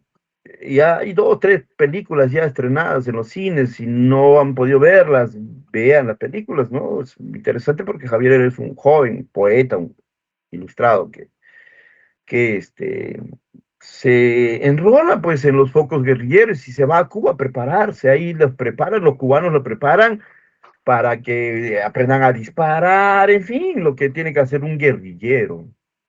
Y luego ya, después de meses de preparación, vienen al Perú, ingresan por Madre de Dios, como un foco guerrillero de 10 12 personas, y bueno, pues son aniquilados con la primera, en la primera escuadrón policial que lo matan, ¿no? Y se acabó. No tuvieron éxito, ¿no? Los primeros eh, guerrilleros, ¿no? El más recordado es, por supuesto, el Luis de la Puente Uceda, el primer foco guerrillero grande, ¿no? Que inicia. Que es ahí donde está eh, mm, Héctor Beja. El otro es el ELN, que le decía el Ejército de Liberación Nacional, que es donde está Javier Heró. Ya. Y el de Hugo Blanco no es una columna guerrillera, sino Hugo Blanco es diferente. Hugo Blanco es un grupo de rebeldes que en el Valle de la Convención, Hugo Blanco es un hijo de Misti, ¿no? O sea, de hacendado. No, no hemos tenido rebeldes indígenas, ¿ah? Después de la muerte de Tupac Amaru, o sea, 1780, no hemos tenido, además, el mismo Tupac Amaru no ha sido indígena, pues, ¿no? O sea, Tupac Amaru era un curaca, tenía dinero, tenía recuas de mula, era un negociante, adinerado, empoderado, o sea, se sentaba a comer con los españoles, con las autoridades españolas.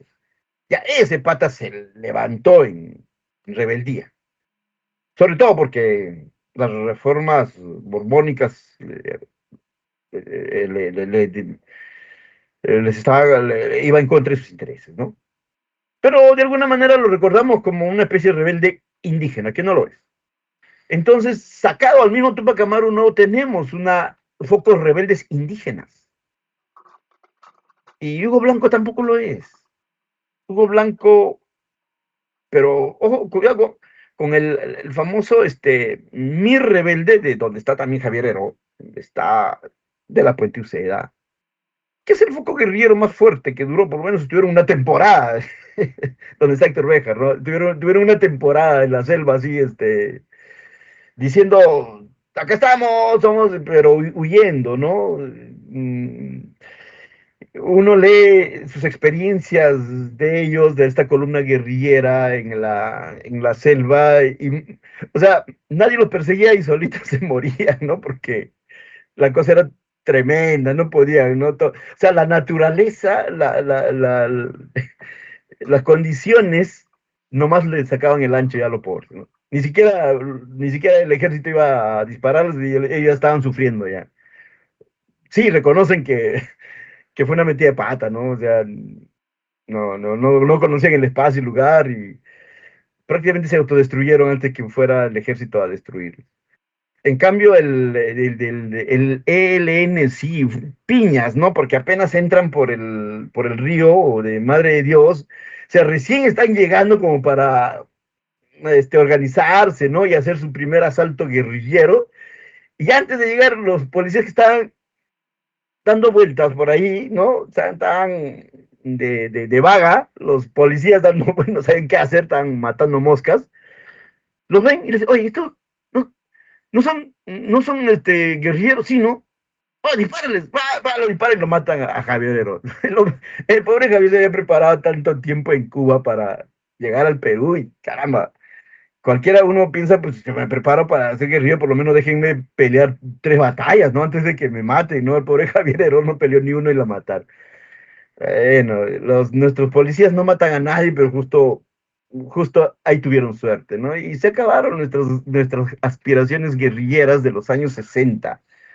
Ya, y le decía que Hugo Blanco, en cambio, no, el Hugo Blanco, el movimiento de Hugo Blanco, no es que se va a Cuba a prepararse para venir y desarrollar un foco guerrillero y tomar el poder, no, Hugo Blanco es un grupo de patitas así, blanquiñosos también, ¿no? Hugo Blanco es Misty, ¿no? A la que he hecho todo porque es hijo de hacendados y todo lo demás. Sino que, digamos, con mucha sensibilidad, ¿no? Veían la pobreza, veían cómo los hacendados maltrataban a los indios, cómo, y ya hemos visto la película, me parece, ¿no? Junto a Guachán hemos visto, ¿no? O sea, eso, ¿no? Se coludían el comisario, el párroco, el alcalde, el comisario, párroco, alcalde y el cura, para abusar de todo, para coludirse entre ellos. Eso ve Hugo Blanco, ¿no? Y en una de estas reacciones por el maltrato, mata pues a un policía. Y a partir de ahí ya tiene que huir y se vuelve una especie de grupo guerrillero. O sea, casi digamos por las circunstancias, ¿no? Eso es lo que tenemos en los años 60, muchachos, y los 70 no tenemos nada, porque como les digo, los 70 no solamente es una represión dura en los demás países, es bien terrible, además está muriendo también el Che Guevara en Bolivia, ¿no? Mujica está encarcelado en Uruguay, luego va a ser presidente de Uruguay, es un guerrillero considerado, ¿no? Como les digo, a diferencia de nuestros terroristas, ¿no? ¿No? A diferencia de nuestro guerrillero Héctor Béjar, por ejemplo, Héctor Béjar y Mujica son lo mismo, igualito. Pero miren a Mujica, más bien lo eligieron presidente, ¿no? En cambio, a Héctor Béjar lo pusieron, les digo, de ministro de Relaciones Exteriores y pucha, que terrorista, le gritaron y él tuvo que renunciar, ¿no? Tenían su nivel los guerrilleros, sí, tenían su lugar, ¿no? Como les digo a algunos, y hasta ahora Béjar es muy respetado en muchos lugares, ¿no? Porque así nomás no nadie agarra un arma y se va al campo a pelear por los desposeídos, ¿no? Él lo hizo, pues, y eso tiene su valor. Luego, por lo tanto, los 70 en los otros países sí es muy fuerte. En Chile están siendo perseguidos, ¿no? O sea, ahí está el máximo cantautor de Chile, que es el emblema de la resistencia, ¿cómo se llama? Asesinado, Víctor Heredia, no, Jara, ¿no? ¿Cuál es su nombre? ¿Víctor Jara? ¿Víctor es? Hasta ahora, cuando recuerdan la matanza que hizo Pinochet en Chile, porque hay que denunciar eso, pues no, o sea, no podemos vivir, o sea, Pinochet da un golpe de Estado, ya toma el control de todos las dictaduras toman control de todo, y sobre eso persiguen, asesinan, torturan, desaparecen gente, miles de gente. Y eso no puede, pues, pasar, ya, ¿no? Pasar la página, olvida, no. No. Imaginen que ha sido tu padre o tu hijo, o sea, siempre piensa en eso, no porque no nos tocó, no es así. Y está bien, se ha recordado, creo, este año, el año pasado, se ha recordado los 50 años, algo así, de la muerte, de miles de muertos. Y siempre en este personaje siempre se recuerda a toda esa gente sufrida, desaparecida, es Víctor Jara. Víctor Jara, ¿no? Él no era socialista, comunista, porque, o sea, estaba también emocionado con el socialismo, pero él es artista, él es un joven bien, bien popular, de barrio popular, es una madre que trabajaba vendiendo cositas, ¿no? Y él agarra la guitarra y canta, pues, ni siquiera canta milicos de M, no, o sea, él canta la vida, ¿no? Canta por la vida, por la justicia. Bueno, Pinochet lo persigue, le rompe los dedos, para que no toque, lo torturan, ¿no? Lo maltratan y recién lo matan. Entonces, eso está pasando en los 70 en los otros países, ¿ya? Todos tienen sus tragedias, argentinos, chilenos, uruguayos. En Bolivia está el Che Guevara, ¿no? De Brasil sí no conocemos mucho, no conozco mucho también, tal vez por otro idioma, ¿no? Ecuador es muy poco, pero ahí está presente. Colombia también, grandes tragedias, ¿no? Bueno, nosotros, como le digo, estamos en una especie de parálisis, porque como que ya estábamos en un régimen de izquierda, socialista, supuestamente, con Pinochet, con Velasco, entonces, por eso se dice que Velasco frenó, ¿no? Algunos de ustedes han respondido en su examen, ¿no? Frenó las aspiraciones de los focos guerrilleros, porque Velasco Alvarado ya estaba haciendo lo que los comunistas prometían hacer. Es como que nuestro presidente Balcázar hubiera indultado a Castillo y le dejaba sin piso a pobre Sánchez, porque su bandera de Sánchez es: voy a sacar de la cárcel a Castillo, ¿no? Pero si Balcázar lo hace, se entregó. Lo mismo, ¿no? O sea, la promesa de los comunistas en los 70 era reforma agraria. Vamos a quitarle las tierras a esos hacendados, desgraciados, malditos burgueses, etc. Y lo vamos a repartir entre los campesinos. Pero entra Velasco Alvarado y lo hace, ¿no? Entonces, los comunistas se quedaron sin caballito de batalla. Por eso es que vienen los 80. Pero algo bien diferente, ¿no? Los 60 le sirve para que una de las facciones del partido, porque el Partido Comunista siempre está fraccionándose, ¿no?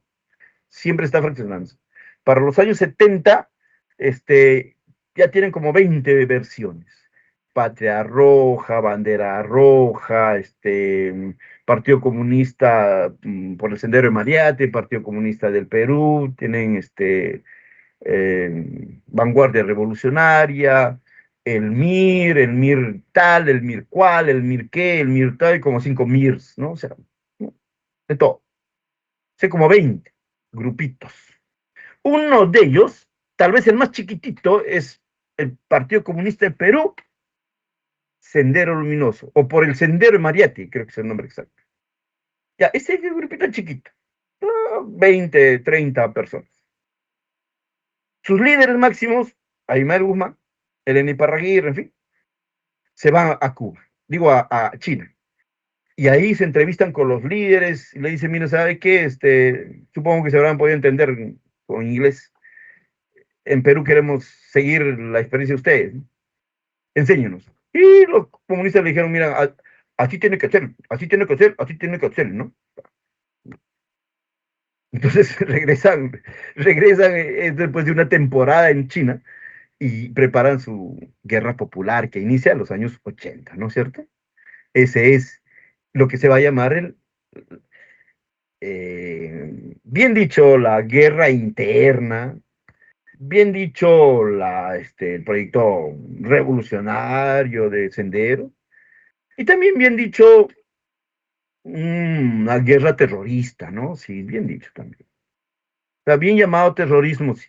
Es la primera vez que se va a usar la palabrita terrorista para estos que hacen revolución, porque repito, hasta ahí eran guerrilleros. Y la palabra guerrillero es bien chévere, ¿no? O sea, por ejemplo, a mí me gustaría que me digan: un guerrillero, sí, ha sido guerrillero, me gustaría. ¿Pero usted terrorista? Sí, terrorista, ya no pasa nada, pues, ¿no? O sea, no, la palabra terrorismo ya es despectivo total, ¿no? Pues, brutal. Y te da ganas porque realmente te volviste terrorista, pues, o sea, terrorista es el que usa el terror, por usarlo, ¿no? Entonces, ese es el movimiento que ya conocemos, el movimiento de Sendero Luminoso, que inicia, repito, siguiendo las ideas de Mao Zedong. Nadie en la región en los años 70, cuando estaba el plan Cóndor en ejecución, se le había ocurrido generar un foco guerrillero de tipo maoísta. A nadie, muchachos, a nadie. Todos eran del tipo guevarista, porque el Che Guevara se convirtió en un líder absoluto en la región, ¿no? O sea, ¿quién no quería ser Che Guevara? Che Guevara iba en todo sitio. Se había idealizado al hombre moderno, el socialista virtuoso, en el Che Guevara. El guerrillero completito, honesto, valiente, leal, fraterno, todas las virtudes en el Che Guevara. Hasta simpático, te apuesto, si quieren, ¿no? Era el modelo, la guerrilla cubana, la guerrilla guevarista, la guerrilla castrista, la guerrilla, por lo tanto, del tipo de inspiración leninista. El maoísmo está fuera de todo lado, porque el maoísmo inclusive es desastroso, ¿no? O sea, el joven que quería pertenecer a las guerrillas, de pronto, pues quería pertenecer a las guerrillas, de tipo leninista, porque hasta te uniformabas y quedabas chévere, ¿no? Con tu uniforme kaki y tu boina, ¿no? Y tu fusil. Y tu fusil fue chévere, ¿no es cierto? Te tomabas una foto, miren, siguiendo los pasos del Che Guevara. Chévere, ¿no? Ya. Pero si eres maoísta, a ver, o sea, ¿cómo te pregunto, mira, siendo maoísta? Si el maoísta más bien es una especie de, pucha, por diosero, ¿no? O sea, no tiene, a ver, hoy día estamos ya, vamos a tener la clase, son 10 ceros, ya, 20. Entonces, no tiene ni siquiera leve, ¿no? No tiene gracia el maoísmo, ¿no? O sea, eso es, ¿no? Hasta la tendencia, hasta esas cosas son importantes, pues, ¿no? Ser un guerrillero del tipo Guevara, chévere, pues, ¿no? Emulabas a Guevara, che, pero del tipo, guevarista, ¿cómo? Digo, del tipo maoísta, es muy chabacano, ¿no? O sea, así.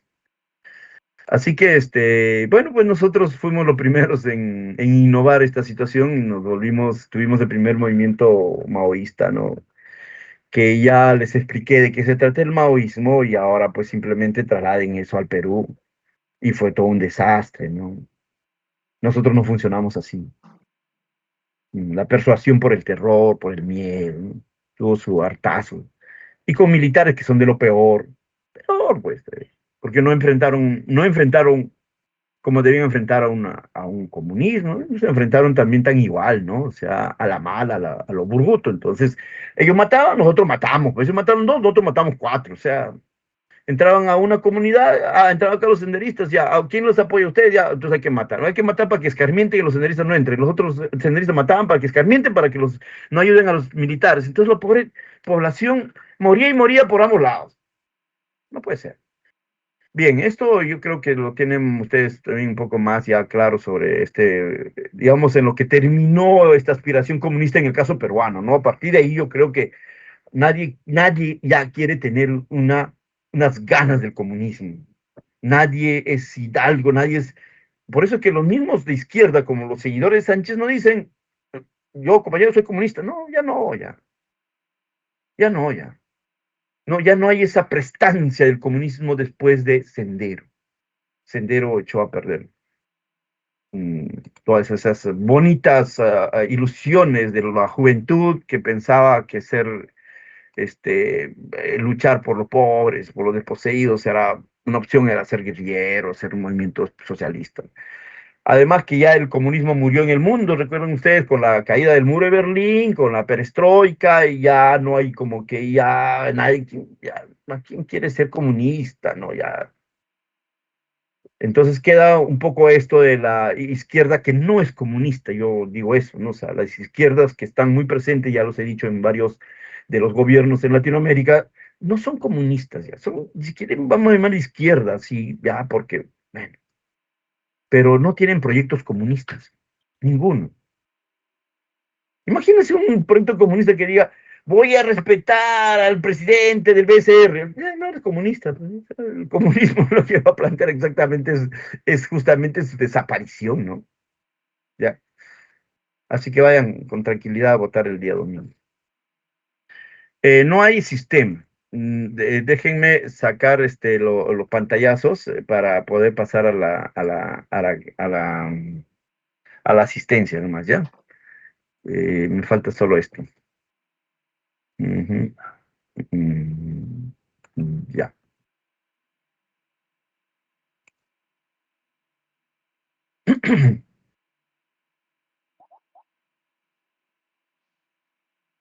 Ya listo. Ya de acá yo paso a la asistencia, ¿ya? Con cuanto se apertura. Supongo que todos tienen sus nombres verdaderos, ¿no? Nadie ha entrado con la cuenta de su hermanita, así, porque luego, digamos, no era mi cuenta. Listo. Ya, muchachos, entonces quedamos ahí. Ya se terminó la hora. Nos vemos la próxima semana en la clase. Ay, profesor. No, profesor. Chao. Nos vemos, Bueno. profesor. No, profesor. Chao, chao.